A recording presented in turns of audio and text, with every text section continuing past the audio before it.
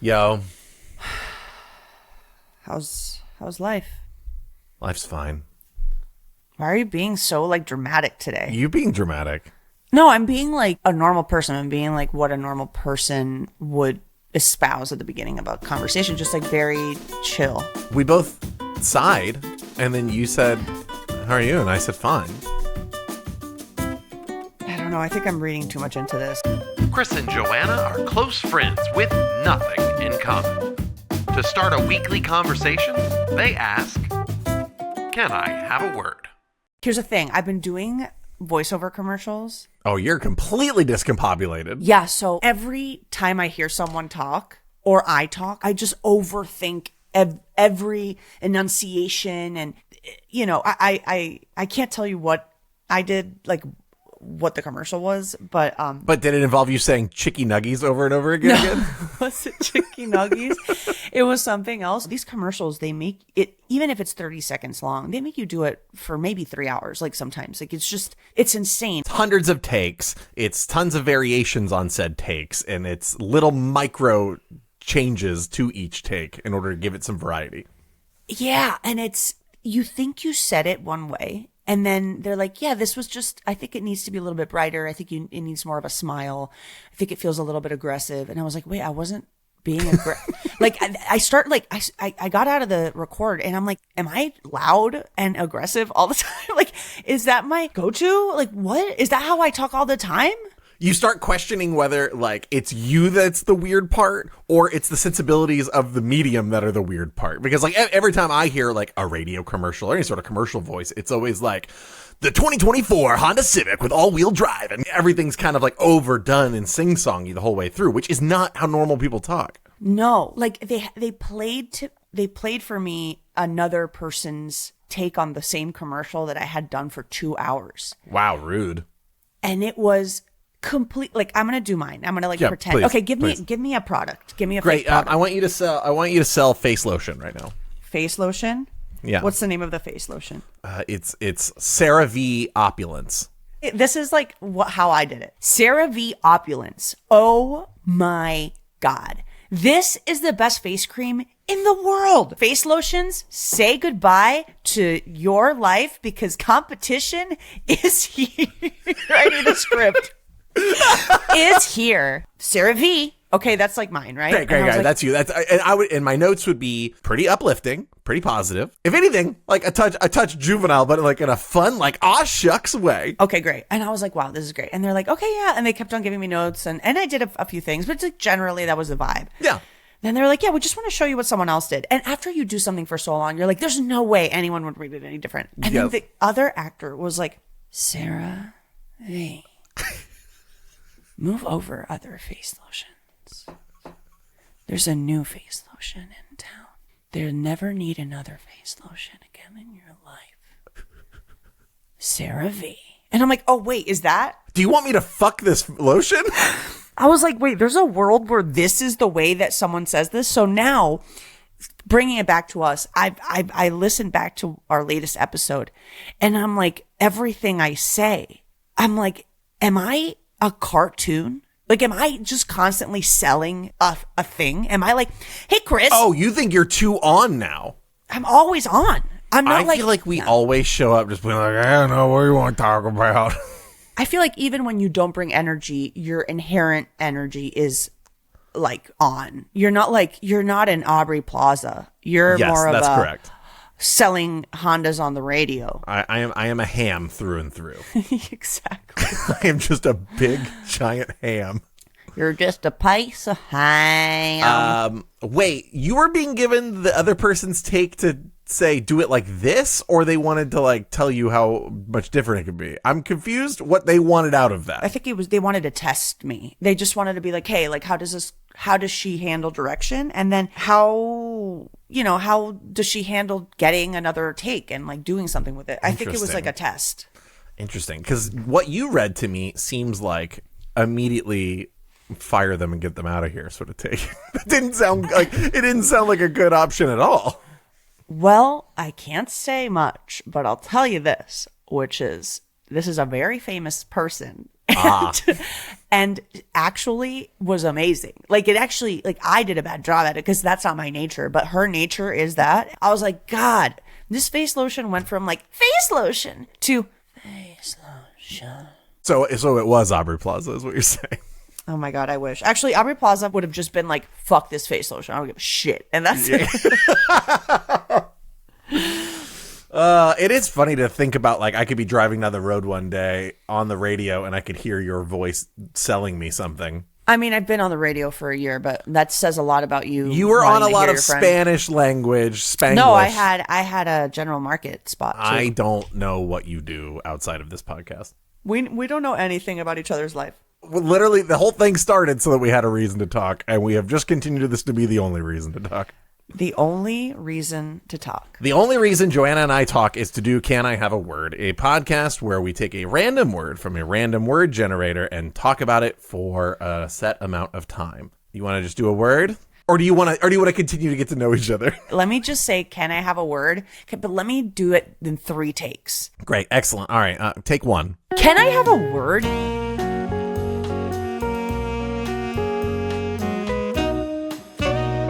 Take 2. Can I have a word? Take 3. Can I have a word? They all just bring so much different energy. And the second one questions whether you can, in fact, are you capable of holding a word? Yeah, no, that second one was honestly how I feel. Well, answering to all 3. All right, here we go. This word is bitch.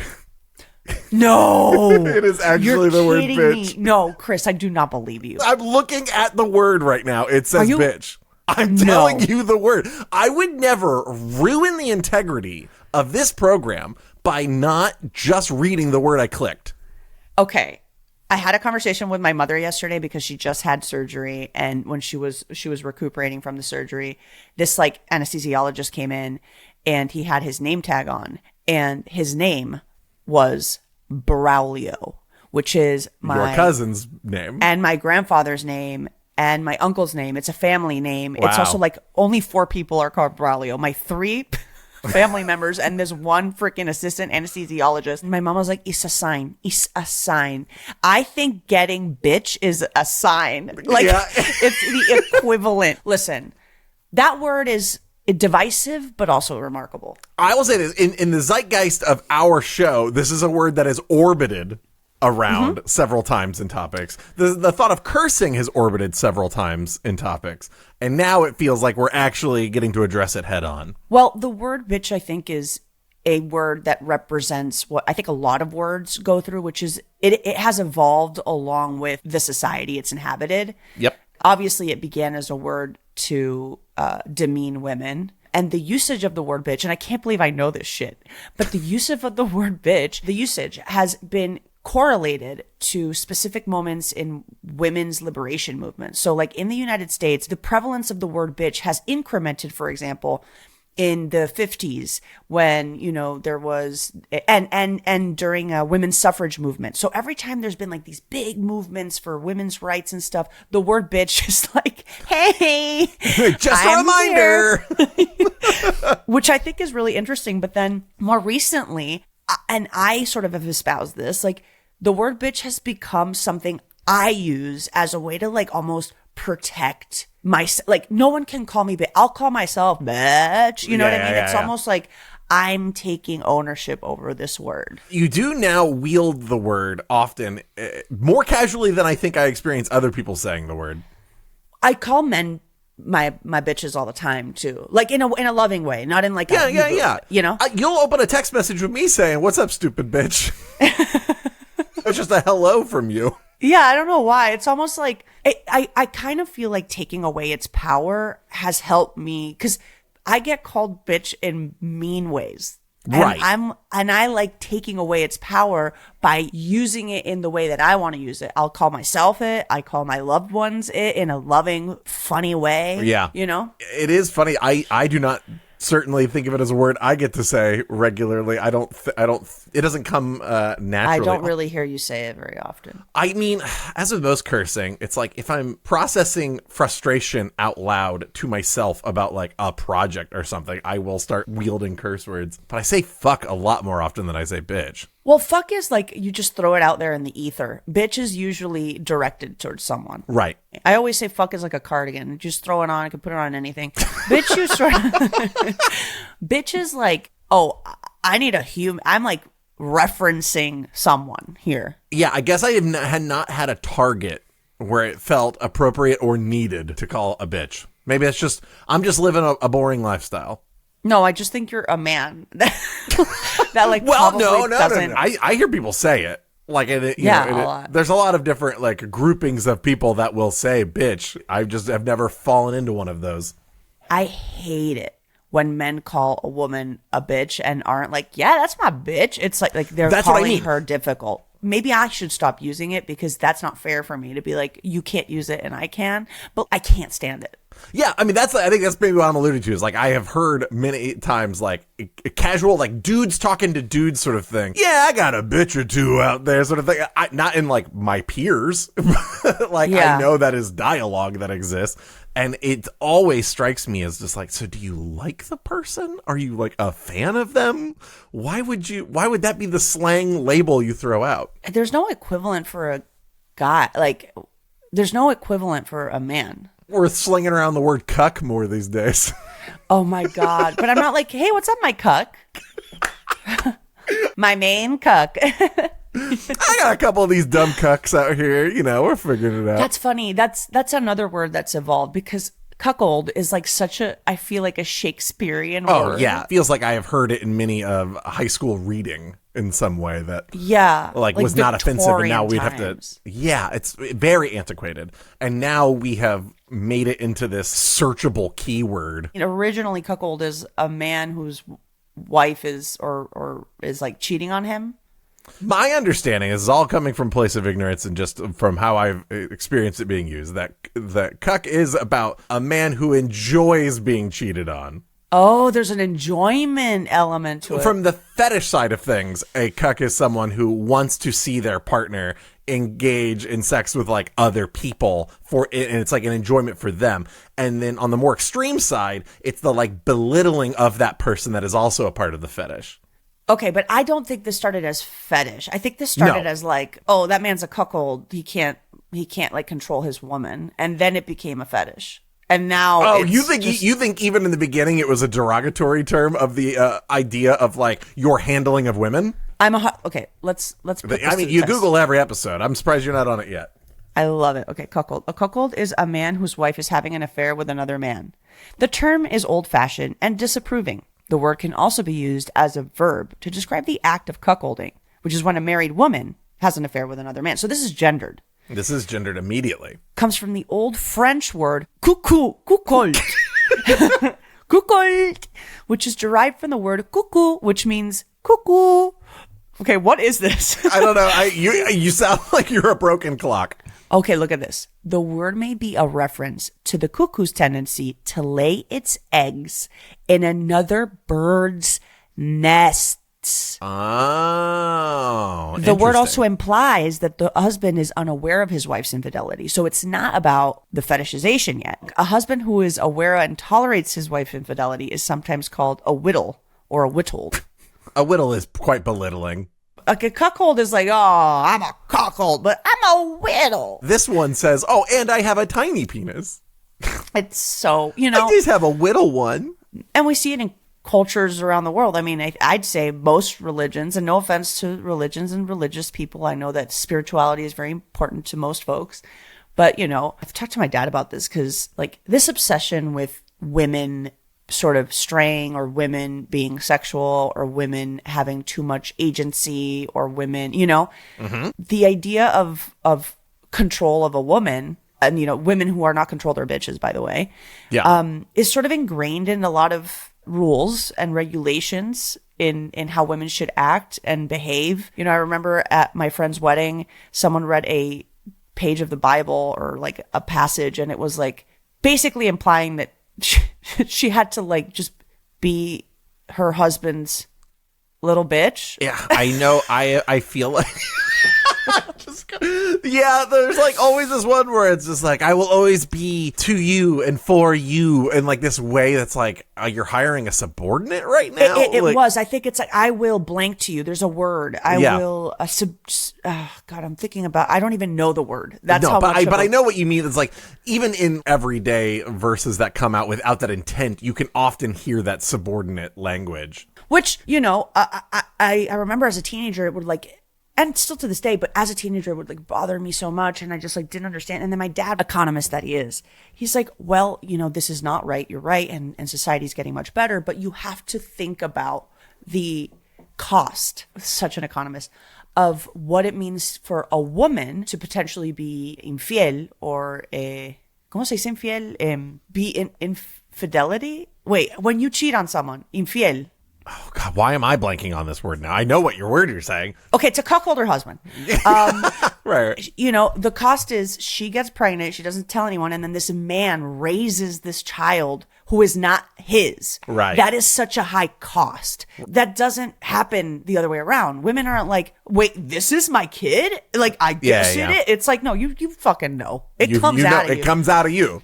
So there's this like fear, this like societal fear of men. That's why like a female circumcision exists. It's like, oh, women don't stray. So you as a man know for sure. I mean, this is so fucking sick. But you as a man know for sure that like that kid is yours. You're not going to be investing. But this is like caveman stuff when like love and trust and communication wasn't a thing. Right, like all like wired in from these like early society. I mean, I'm making this all sound like we've grown so far beyond that. The truth is that it's still constantly a fight to like make sure equality stands true. But that's very interesting. And also, boy, what a historical opening to this podcast about the word bitch. God. I've just thought about the word bitch so much. I mean, it gives me great reassurance that as often as you use it, you have at least considered the weight of the word and what you are trying to take away in the world's usage of it. Yeah, I'm not like light in it. But no. I mean, I use it lightly, but like you like wield it very flippantly. Very flippantly.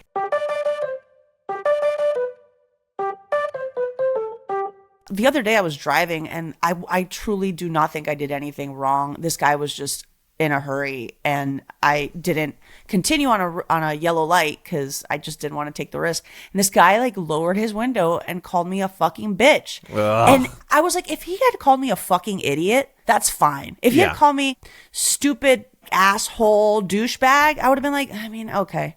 But like the bitch part is, oh, you saw that I was a woman and then you made that the main thing in your insult. It's almost as if like he rolled down the window, saw you were a woman, and then said, oh, that's why this happened, and then had a word ready for it. It's not because I'm a woman. It's because I'm neurotic, you fucking asshole. Get it right, you shithead. Yeah, you should maybe call me a fucking Jew. How about that? Oh, boy. Oh, boy. Please don't. Don't do that one. We don't endorse that expression no, at all. Not at all. Actually, I had a friend in high school. Oh my God, she was like the sweetest woman in the world. Or girl. She was like 16 at the time. And she was like, hey, Joanna, I'm like, what? She's like, as a Jewish? I'm like, I'm sorry, why are you whispering? She's like, I don't want to call you a slur. And I'm like, girl, that's not a slur. That's just the name of what I am. And she's like, oh, I wanted to make sure. Like her intentions were so pure, but it ended up being worse than if she just said it loudly. You know, I have witnessed this at meeting some of my neighborhood dads. One is Jewish, and the other one has not really ever interacted with Jewish people that often. And referring to something that they did on a weekend, and asked, "Is that like is that one of those Jewy things?" And of course, he was like, the guy immediately was like, "Yeah, I don't think we're ever going to say that in this table again." And then my friend who had said it immediately felt embarrassed and was like in his head about it the rest of the night. And then I see him on a dog walk like a week later. He's still thinking about it. Poor friend. I love to think that like people, at least they're all worried about what they're saying. That means they're thinking about it a little bit. Or even if it's after the fact, at least they're reflective. At least they're reflective about it. Can I tell you a context? We should come up with like a new band. This is going to be Kris's Wrestling Corner. Oh my God, wait. For a Ding, ding, moment. ding, ding, ding. Chris's Wrestling Corner. So, you're familiar with the idea of a promo in wrestling? Have I explained that adequately to you before? But why don't you explain it to Okay. our In audience? wrestling, there are two ways to really tell a story. One is in the ring with the actual storytelling in the match, and then the other is with a promo and the wrestler, in a more traditional way, just looking into the camera and talking to their opponent, but talking to you. And then what also happens in modern wrestling is a lot of like two people in the ring just talking at each other. This is called a promo. And in a promo, you're trying to like state your case for why, like what matters in the story is important to you, why you're the best, blah, blah, blah, blah, blah. The meanest thing you can say as a wrestler to another wrestler in a promo is to call someone a little bitch. And when I say that, it means that often it is the crescendo of a promo battle a lot of times. That's like the climax. It's like we built all this up. I said a lot of things. We've had a lot of things to say. And at the end of the day, you're just a little bitch. And then the audience, and this is the second part, the audience all knows this is one of the meanest things you could say to a professional wrestler, and they always lose their minds. They always lose their minds, Joanna. That's so interesting because there's probably 100 other words that would be more offensive. Oh, of course. But like in the balance of a television product that only has so much leniency about what you can say, mixed with the family friendly nature of what you're supposed to be there viewing, you know, based on like a WWE product and stuff like that. This word has become the one that it's like, if you say that, you know, they're only allowed to say that once in a while. So this like means business. Oh my God. I love how a word with just added word to it can completely, because badass bitch. What if they had say, and at the end of the day, you're just a badass bitch? Do you think they'd be offended, or they'd be like, thank you? No, I mean, I don't know that it would come up in that context. Of course it wouldn't, but hypothetically. Hypothetically, no, it wouldn't hit the same way. It's got to be that bitch. Little bitch. Yeah, and there's always like they're loading the gun, verbally speaking, where they're just like, the way I see it, you're a little bitch. Everybody, oh my God! Oh. I love that I had no idea about this, and I've called you little bitch for years. The way that you express it isn't the way it's used, but I will show you clips of this, and the audience loses their minds every time. In this way that, like, so much of how you respond in wrestling is, like, programmed knowledge. You are taught as an audience member, like, what things to sort of react to, and that knowledge is what plays against in telling a story. And this word has become one of those programmed things. We know when it is said, they mean business. It's now gotten personal, and it's never not that. I think it's funny that it's a shock and surprise every time, even though that's just a rinse and repeat. It is rinse and repeat. I mean, you get it maybe like once every 2 months. So there is some scarcity. Well, I'm a little stunned because it just feels so not remarkable to me. It's not remarkable. Like, it just feels like this is such a theatrical experience, and that is the crescendo. Well, you know, again, it's a very masculine storytelling, at least to male wrestlers. So to like say this derogatory feminine word, right, is also like a demotion of character. It's so funny to me. It's also depressing, but I say funny to cover up my sadness. That to men, the worst thing to be called, or like the worst thing you could imply about them, is that they're feminine or like female adjacent. Yeah. Because I got to be honest with you, I truly do think that, of course, men are maybe stronger physically. Not maybe, of course, 100% stronger physically. Yeah. Like, you guys are just stronger physically, for sure. Women are fucking insanely. It's just, I'm like in shock of the female body constantly. I'm like, this is miraculous. What happens with like being a woman is just miraculous. To pain, the ability to like dull pain, the ability to also like, your body is constantly putting you in a situation where you're not in control of it. Like, you're not in control of it every 28 days. Yeah. When you're pregnant, you're not in control of it. There's a reason why women are, and this is not something I'm pulling out of my ass. Like, this is knowledge. Women are more mentally strong. Yeah. They've done tests on children that are going through divorces. They've done tests on women that have gone through very traumatic experiences. Female brains are just more adept to trauma and to grief and to very difficult situations. I think it has to do with the fact that our biology is just really difficult to deal with. Just you start at a young age having to handle a lot of stuff that you're not in control of. And I just can't imagine men being like, yeah, that's what I fucking hate that. Yeah. Like, what the fuck are you talking about? Well, but all those words don't equate to bulging muscles. Ugh. God, it's like you all came out of a vagina. We all were 3D printed out of a lady. And now you're like, oh, fucking ladies are the worst. Oh, they're the worst. They just keep making more of us. Fuck. Fuck ladies. They like, one of them gave me a life. Fuck, it's so fucking embarrassing. What's funny in wrestling is when they use the same tactic on a women's promo. Oh, wait, there's a little bitch like that? I think they drop little when the women do it. I don't think I've ever heard a woman call another woman a little bitch. But I have heard bitch be, and the audience still goes nuts for it, even though it's a completely different dynamic now, just because we're programmed to the word. Because if a man calls another man a bitch, the subtext is you're weak and you're like female. Or even like cowardly at times. Like cowardly. Yeah. You know, or like unable to rise to the occasion. You can't do this. You're just a little bitch. But then if anyone calls a woman a bitch, it's like you're difficult and annoying and loud. It's a completely different subtext. All within the same word.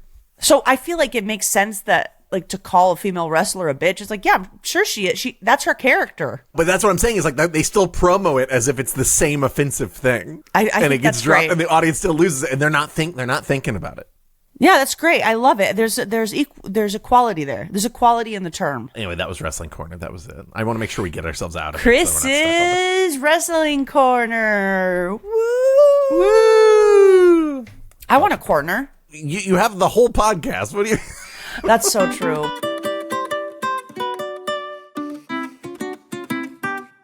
Any thoughts about the word and its usage for dogs? I mean, I've never heard someone go up to a little dachshund and be like, oh my God, what a cute bitch. Like, even with you saying it.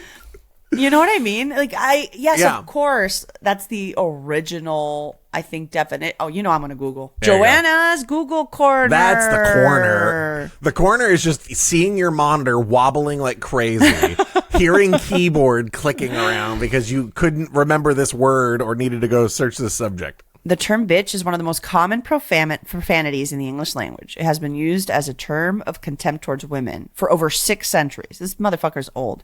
The term bitch from Old English comes from biche or there's no way. This is B-I-C-G-E. B-I-C-G-E. Big G. Big G? Big G. Big G meaning female dog. So its original meaning, which dates to 1000 CE, is female dog. Okay. Which one's CE? I know J- BC and AD. Oh, CE is. Did we make a secular one of these now? I think before Christ. Does that make any sense? No, there's no way it's 1000. What the fuck? Wait, Anyway. I'm gonna Google that. God damn it! Here we go. It's We're back. common era. Common Common era. era. So I guess it's like the now. So it comes from dog. Well, even the usage towards human women is to be demeaning, to be like you're nothing more than a dog. Which is like, dogs are the best.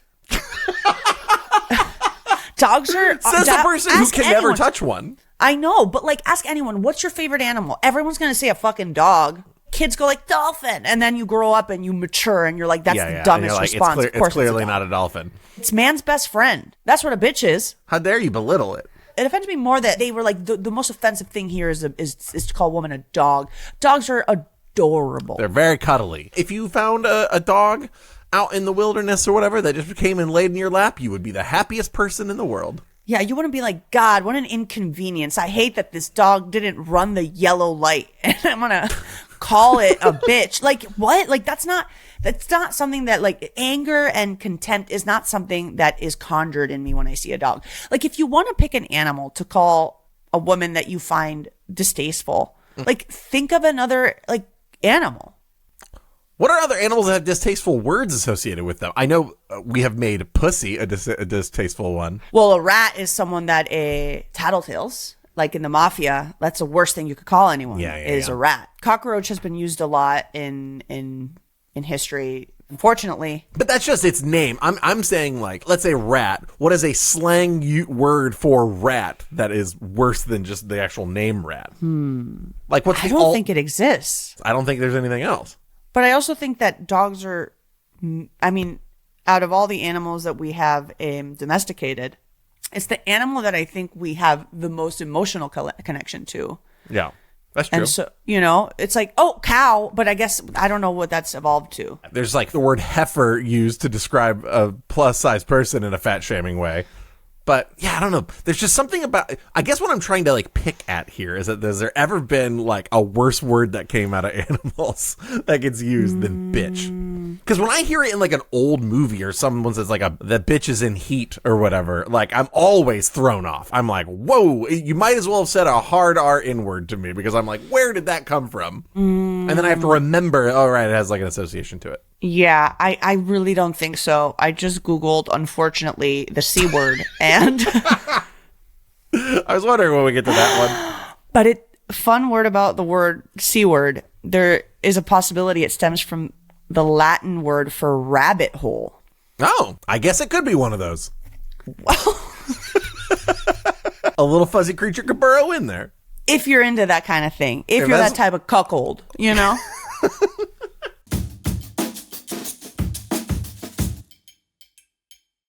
I love animals. You can't touch them. You can't ever wield them. Could you have a fish? I feel like a fish is I love fish. I had a Coney Island fish that I won. Oh, I remember that Coney Island fish. How long did that last? There were 4, and then 2 of them lasted the week, and then those 2 lasted a year and a half. Sure. One was called Steve Buscemi, and the other one was called Charlie. And I did feel like feelings of love. I felt feelings of like I wanted to take care of them. But then I went on a 3-week vacation and got like an automatic feeder and for the Coney Island fish, you got an automatic feeder? I bought a $120 aquarium. Oh my I got God. a automatic feeder. I got like a massive filter. I like set it. I left. I asked a neighbor to go check on the fish, and then she just like completely, because it's a fish. She's not caring. Yeah, she doesn't give a shit. It's also like a Coney Island fish. Yeah. You go and you look and you're like, this is the fucking thing I'm spending 12 times doing? Actually, when I went to buy the aquarium at Petco, I saw my fishes, and they were 25 cents a fish. Because they're used as food. Yeah, they're just like bait. Which is so sad, because they're so cute. Anyway, when I came back, okay.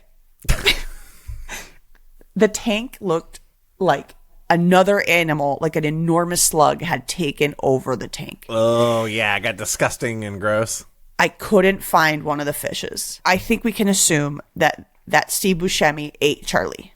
And Steve Buscemi was swimming upside down. Oh, no. And Steve Buscemi lasted only 3 days after that. And I carry that burden with me. I carry that. I carry those deaths because those were my fault. How dare you live a life that doesn't consider the fish at all times? That's how I felt, you know? And then later that summer, I went to DC. I bought a bunch of crabs that were live, and I let them go in the Chesapeake Bay. And then someone came up to me and was like, "What are you doing?" And I'm like, I'm setting them free. And they were like, "They're going to die here." Yeah. That's the worst idea I've ever seen. That's not their habitat. And I'm like, oh, well, I tried. I tried. Instead, I just did a mass exodus of death. I just tortured them, actually. Yeah. Well, so Joanna's around for your pet sitting duties, should you need one. And just give her a call. You know that someone in my office is bringing their dog around because it's a service dog. How dare they? I'm actually kind of upset about it. The dog is absolutely adorable. Like the most beautiful little cutie patootie you've ever seen. I can't breathe. Yeah, you're so allergic to animals that in proximity to them, you're like shut down. Like people think I don't like animals. Like the same way that some people are like, I'm allergic to gluten, but they just don't want to eat a carb. I'm allergic to animals in a way where my brain says, that's beautiful, I want to touch it. And my body says, you'll die. You are comically sensitive. Comically sensitive to animals.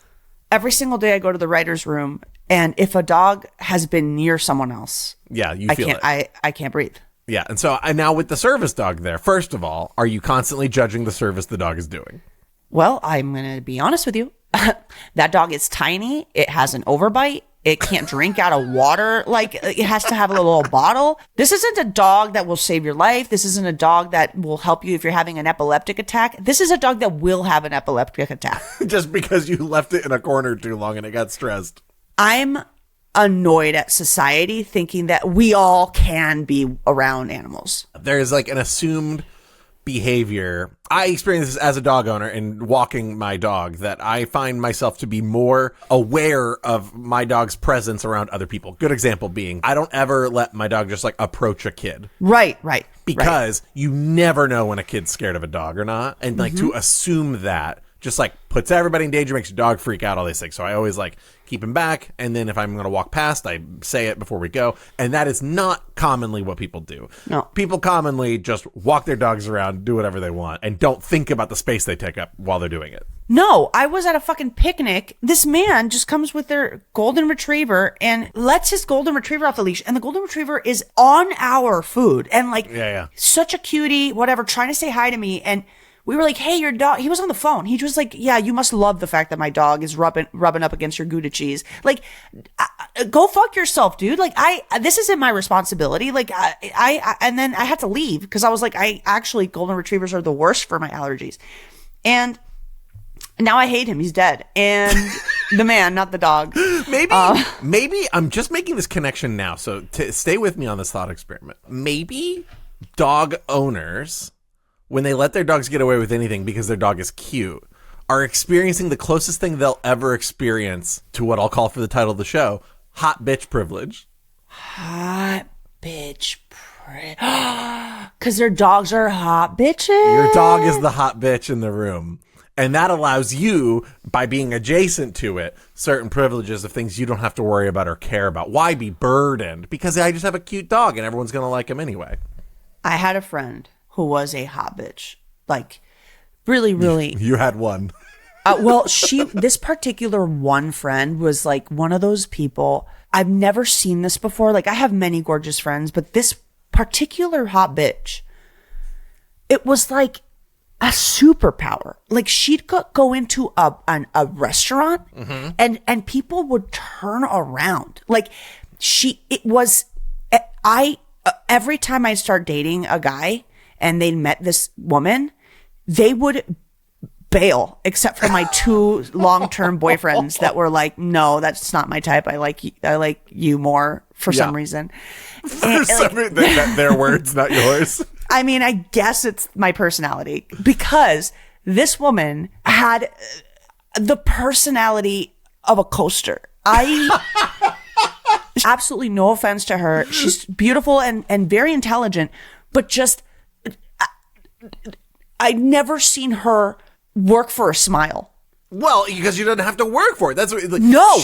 She has shown up with such an advantage of disarming people in social circumstances that she hasn't had to learn the skills to do it. She recently, me and her recently reconnected, and she went through something that sort of altered her appearance for a temporary period of time. And she was like, Joanna, I didn't realize that the moment that this happened to me, because it was like a very, very severe change. And now she's back to normal, but like huge change. No man would look at me, and I wouldn't get anything, and I wouldn't get tables at restaurants, and no one wanted to talk to me, and no one was approaching me. And then she was like, and I had to like learn how to be nice and funny. And I'm like, at 34? Like, what a fucking time. That you spent 34 years with hot bitch privilege. Yeah. That is remarkable. I turned 11 and started looking like that old Greg character.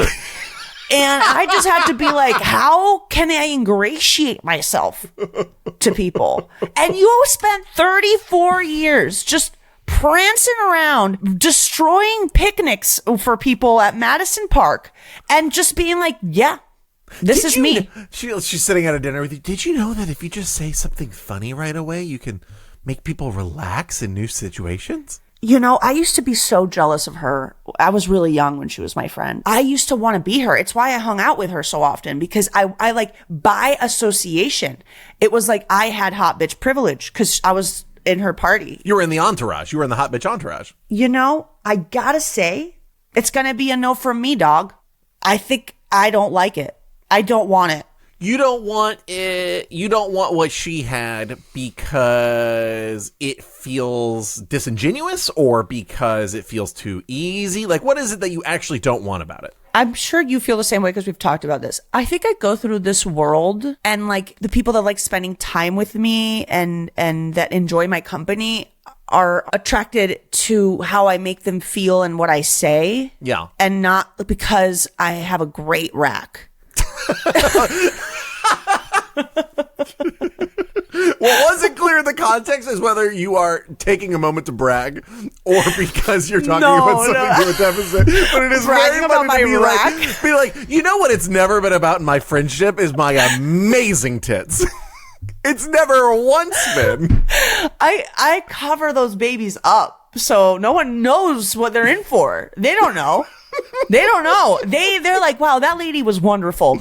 I have no idea what a rack is like, you know? I think what we can agree on is that you and I are not people that wish to have very surface level relationships in our lives. And that like when we engage with other people and we make them our friends, we want deeper connection, even if that deeper connection doesn't talk about anything real. Like we have a lot of comedy friends where it's just we can be as down the rabbit hole as we can. Rabbit hole? Down the cunt? Throw it in the old fuzz shaft. Oh my God. Yeah, no, you're right. Like, yeah, if you experience this world where everybody just immediately saw your looks and said, like, I have to be around you, they're not really caring who you are. They're attracted to what they see and what they can get out of it. And maybe it's because I just will never have that level of, there's just no world where I'm just show up somewhere and someone looks at me and is like, wow, give her literally anything she wants. That's just like not the life I lead. Maybe if I was Margot Robbie, I'd be like, this is amazing. And yet, if you still stopped at a yellow light, you get called a fucking bitch. No matter how much hot bitch energy, every woman will be called a bitch. And that's important. That's important. Or that's like a bat mitzvah in and of itself. Very true. Bitch mitzvah.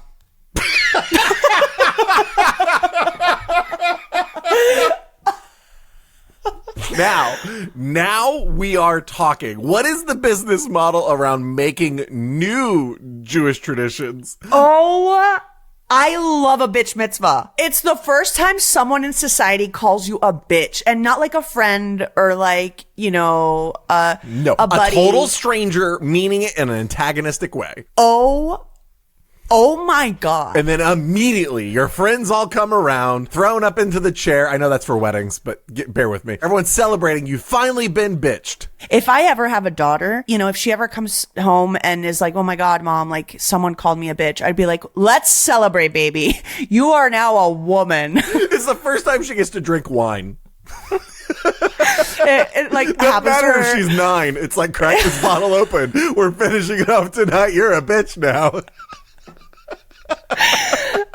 I think, you know, that is taking something and making it your own. That's like taking Absolutely. a word and appropriating it for yourself. Taking the teeth out of it. The decorations are just little cutouts of men like this, like being angry at you, or women, you know, either can call you a bitch. That only came to my mind right now, but the perfect gift for my mother on any holiday is just anything that comedically uses the word bitch in it. Oh, that's great. She loves, if you found like a dish towel that's just, this bitch ain't in the kitchen, she would love that as like a gift.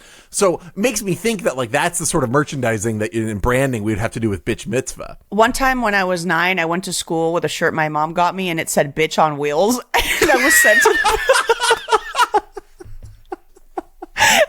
to the principal's office, and my mom had no idea. My mom was like, I don't know, I just saw it at Marshall's. And if the first time you're called a bitch is when you were in a car, you wear that shirt. Oh my God. Yeah. You have all these different brands for like, where were you when the bitch was named? I love that. I love this. Well, go start writing your local rabbis. I will. I'll let him know. I'll let Rabbi Shlomo know. It's bitch mitzvah season. I almost said bitchfa. That's not the word. That also works. Maybe bot bitchfa. Bah, bitchfa. Okay, I think we need to move on. I think we're done. Yeah, I think actually we're done. What do you want to peek after bitch mitzvah? I mean, is that a peak or is that a meadow? Is that a valley? Is that? Oh, a valley. Why did I pit. say meadow? Nah, you're just a stupid bitch then. Yeah, you're just a stupid fucking bitch. Oh, stupid bitch. Stupid bitch.